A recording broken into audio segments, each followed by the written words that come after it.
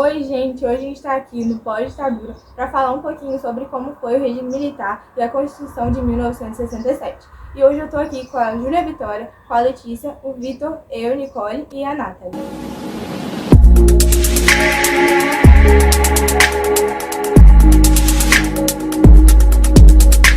Primeiramente, vamos entender o contexto histórico do regime militar de 1967. O regime militar já tinha começado desde o golpe de 1964, mas ela ainda usava a Constituição antiga, estabelecida lá em 1946. Então se viu a necessidade de mudar o regime para um regime mais atual. E nós hoje vamos conversar com qual contexto ela surgiu e em quais impactos ela traz até hoje na nossa humanidade. Isso mesmo, embora ela tenha sido elaborada e promulgada durante o período autoritário, ela foi muito importante na nossa história. Gente, querendo ou não, as mudanças foram muitas. Além do poder ter sido muito mais concentrado no presidente, a repressão não teve direito nenhum de fala. Se você era contra e tinha qualquer tipo de relevância, você era exilado ou qualquer coisa pior. Até tortura aconteceu naquela época. É interessante também comentar que a Constituição de 67 foi modificada em 69, com o Ato Institucional número 5. E a partir daí, muitas garantias e fundamentos foram quebrados com habeas corpus nos crimes políticos. E o regime militar passou a usar muito a tortura e a repressão.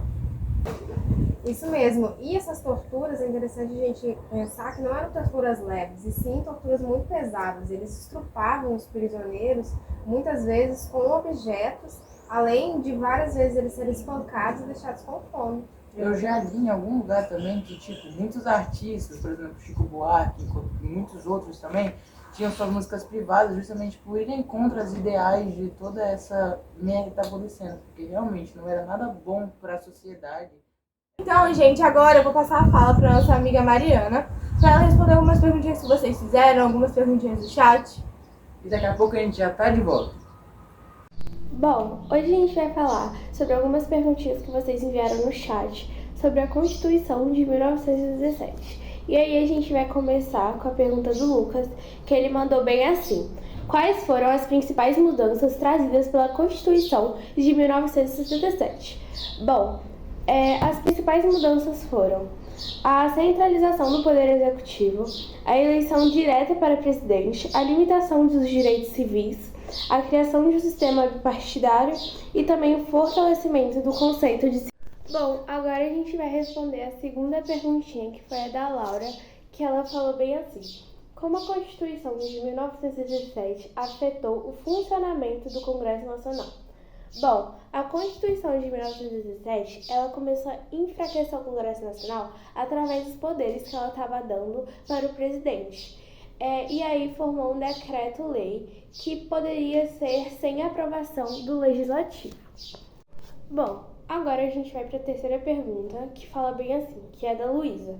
Quais era a situação dos partidos políticos na Constituição de 1917? Bom, a gente tinha dois partidos que não permitiam a pluralidade de outros partidos, que era a Arena e MDB.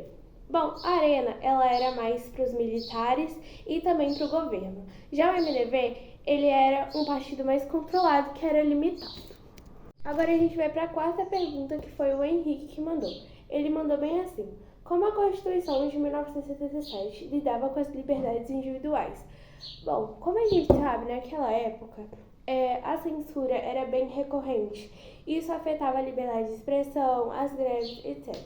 E isso era sobre o argumento da segurança nacional do Brasil.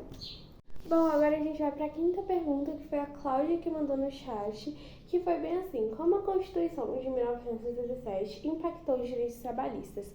Como eu disse na última pergunta, as greves, a liberdade de expressão não era muito recorrente devido a grande censura que era feita na época.